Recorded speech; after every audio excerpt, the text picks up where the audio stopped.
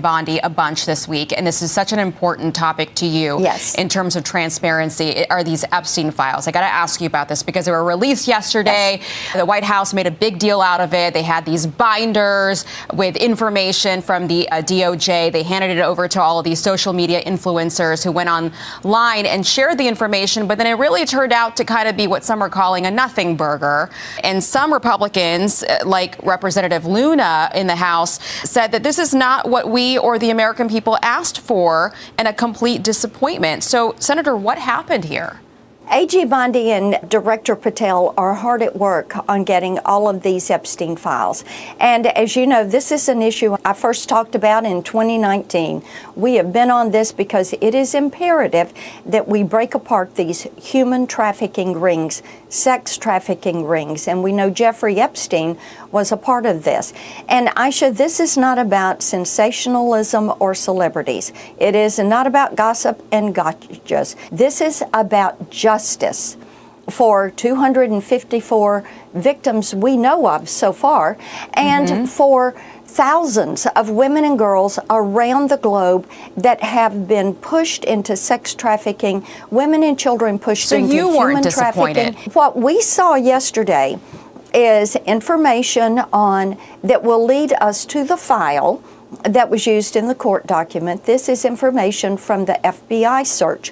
We need that. We now know to go look for that and ask for those specifics of computers. And we also know there are IRS records we need. There's video footage we need. So they're trying to find where this is housed in the FBI and get it over to AG Bondi. And we know you'll keep fighting for it. It's going to be a process. Yeah, it is. You got it. Senator, thanks for joining us. We just ran out of time. We'll have you back on soon. Thanks, Senator. I'm going to be using the ChatGPT deep research. This is about the FBI missing the Epstein file release deadline. I said yesterday that I am going to crash out on Trump if that deadline is missed, and it has been missed. So here's the crash out, everybody. FBI has missed the deadline. It was 8 a.m. on the last day of February. I'm getting rid of, let's end Black History Month. Man, what a disaster. But let's get back to this. Bondi's 8 a.m. deadline and partial initial release. I don't want to rehash the partial initial release. I'm just going to go through the deadline. U.S. Attorney General Pam Bondi set a firm deadline of 8 a.m. on today, Friday, February 28th, as of this recording, for the FBI to turn over all the remaining files related to Jeffrey Epstein. In a public letter sent the day before, Bondi wrote, by 8 a.m. tomorrow, this is to who reports to her, Kash Patel of the FBI reports to the Attorney General. So she's talking to him. So Trump is the boss. You can say that they're supposed to be independent. We're not playing those games anymore. Trump is the boss. Biden didn't play those games. Trump's not going to play those games. JFK didn't play those games when he hired his brother. Trump is the boss. Bondi reports to Trump, and Kash Pajit reports to Bondi. So Bondi is saying to Kash Patel, by tomorrow, February 28th, the FBI shall, is what it sounds like, deliver the full and complete Epstein files to my office, including all records, documents, audio and video recordings, and materials related to Jeffrey Epstein and his clients, regardless of how such information was obtained. That's according to the trusted source of FoxNews.com.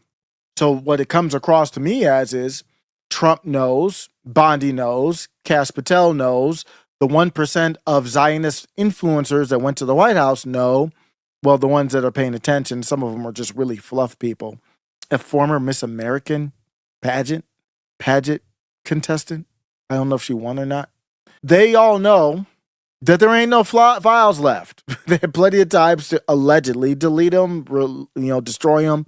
It's done. Just like Epstein himself was deleted. You don't think the files are deleted? So they're playing this game, this acting game.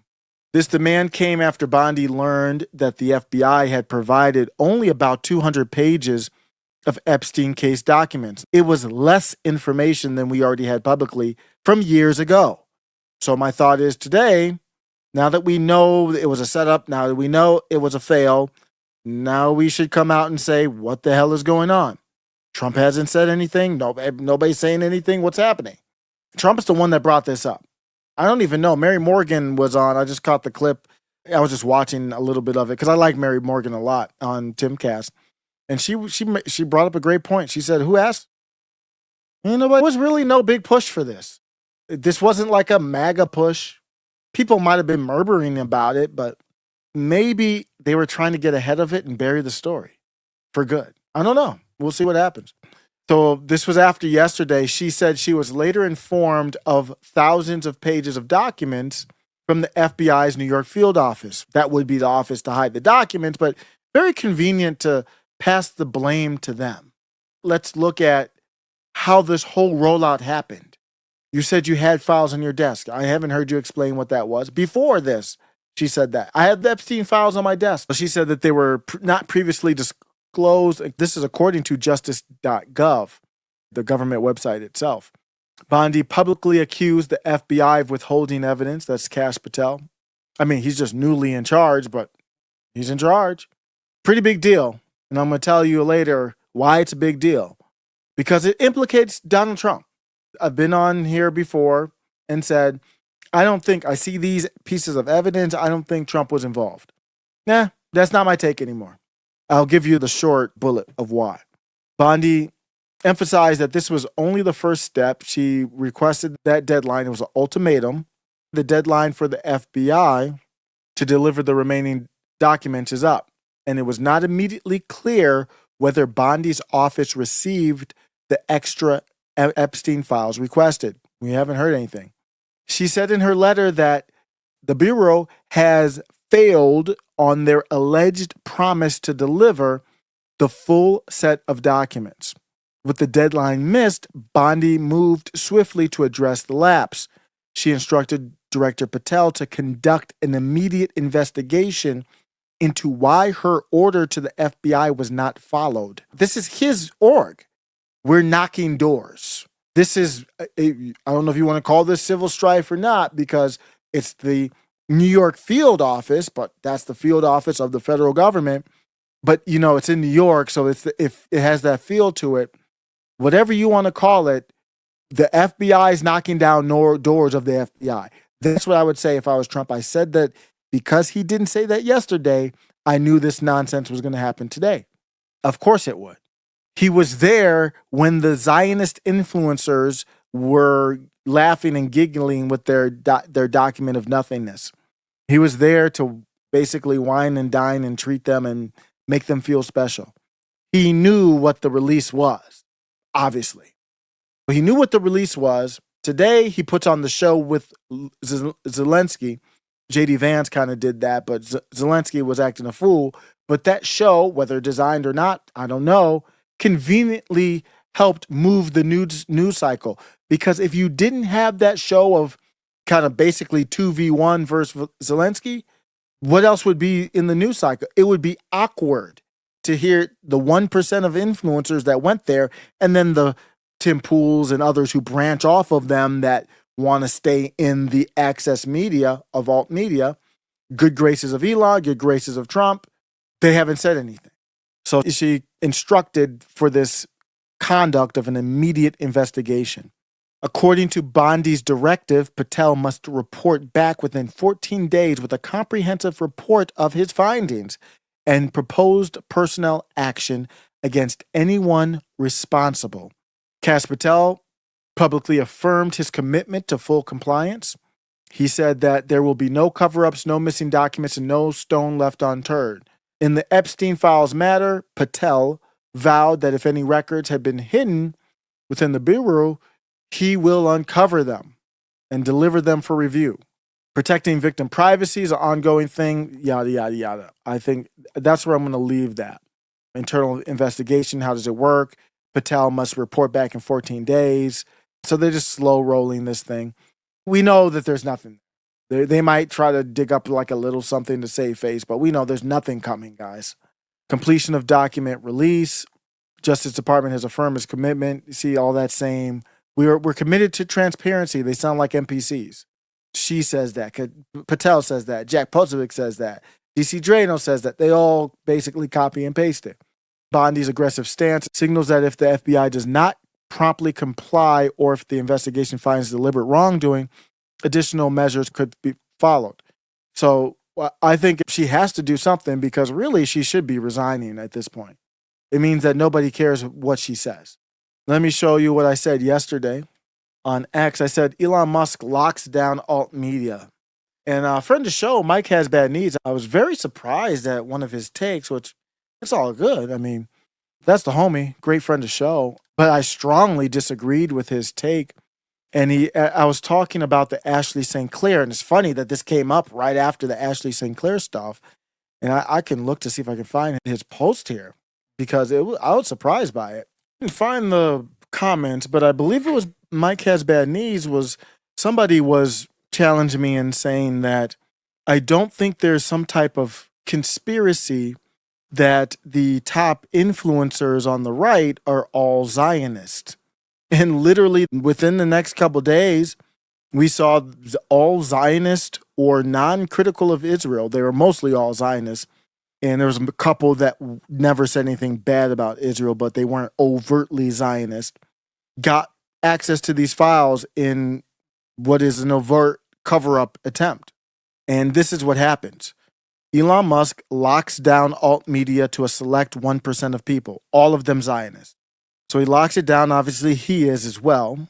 Trump releases the Epstein files. Elon works for Trump or donated to Trump. You could say Trump works for Elon. Either way, they're in a fascistic relationship. Trump releases the Epstein files to that same 1% of people that are on the app that Elon Musk promotes. You open up the app, you see DC Drano, you see these people, Libs of TikTok, you see all the same people. They got access to the files. Colin Rugg, and the ones that didn't get access to the files, like Tim Pool, they're basically adjacent. So you've got the 1 to 5% covered just with the 1%. The only people I see kind of zigging where everybody's zagging is actually Jeremy from the Quartering, which I'm really surprised by, but much respect because he has a large following. And I think it's because he's ostracized. He's not bigged up by Elon. Notice that. Jeremy's, I'm off on the tangent a little bit, but I'm just thinking about that now. Why is Jeremy kind of crashed out on this stuff? If you go to Jeremy's, I can come back to that. If you go to the Quartering, he's kind of crashed out on the JQ and everything. It looks like to me, if I'm reading it right. I think he's probably mad he doesn't have 1 million followers. He's mad that Elon Musk, I don't know, I've never seen Elon Musk retweet him or anything. And his arch Ian Miles Chung might be making more money just off of X than even the Quartering does with all his other stuff. And he makes good money. I mean, that's how much money that Ian Miles Chung is probably making because Elon Musk is boosting him up. Thousands of dollars, just like printing money, basically. And I think the Quartering watches that. And the Quartering's like, this is all tied into the Israel stuff. You promote the 1%. And then if you're not in that 1%, you're like, well, how can I get into the 1%? And I think what Jeremy's saying is either let me in the 1% or I will go against you. There's no incentive for me to go along with your plans, Elon. And Jeremy's a bottom line money guy. I don't think Jeremy has any problem shilling for the tiny hats, but he's going to want to get the Ian Miles Chung deal. So here's the latest post from Jeremy. He says, I didn't say day one Cash Patel and Bondi did. He's very strong against them. He's one of the only ones I see with that many followers. Laura Loomer is one of the other ones. Same with her. She doesn't get retweeted by Elon Musk. I guarantee you, if Laura Loomer got retweeted by Elon Musk, she'd be like, there's so many stories I can cover. I can cover another story. If you boost up my money like that. I mean, we're looking at some of the stuff that we've allegedly seen, 10K a month. Could be a small month, depending on the time of year and all that. They have not yet to issue any sort of correction or update. I am not the bad guy here. This is what Jeremy says. Pam Bondi had the files on her desk for a full week. That's what we talked about, and still went on national TV and lied. I am not the bad guy here. So these MAGA shills are like, my brother in Christ, give it time. It's just complete nonsense. But that's what happens when, if Jeremy, I bet everything I own right now, put the wallet on the table. If Elon Musk said to Jeremy, or brought Jeremy into that fold or just replied under Jeremy's post and stuff, Jeremy would be like, I'm good. I'm falling in line. I can talk about whatever else. I can talk about a million other topics if you're going to help me get my paper right. You're not going to help me get my paper right, then I'm going to crash against you. Jeremy doesn't need the money from X. What he's getting now, he's seen the opportunity cost of not getting the full money that he could be getting. So Elon Musk locks down the alt media. Those people and the ones that are friendly to them control 99% of the alt media on the right, on Twitter. If I was Mark Zuckerberg, I would open it up so that there's a outlet for the not 1% on Twitter. That's how you would get people on your app. But there's not, and I said this yesterday, there's not going to be any substantive pushback here. The next day is what I meant when it's not coming out. There's not going to be any pushback, even from the same day when the whole binder stuff came out. There's a little bit of pushback, and they had, they felt a little awkward. But it's almost like it never happened today, the next day. Nothing here. It's not possible because who knows if Elon's algorithm, and then you can't make something trend, not even these large accounts. So if it's not trending, then nobody rides the wave. All the little people don't ride the wave of the trend. That carries over to YouTube and everywhere else. So that's what I saw. And then I said today, that's exactly what happened. I did not see anything in my feed other than Laura Loomer. I didn't even see the Jeremy stuff in my feed.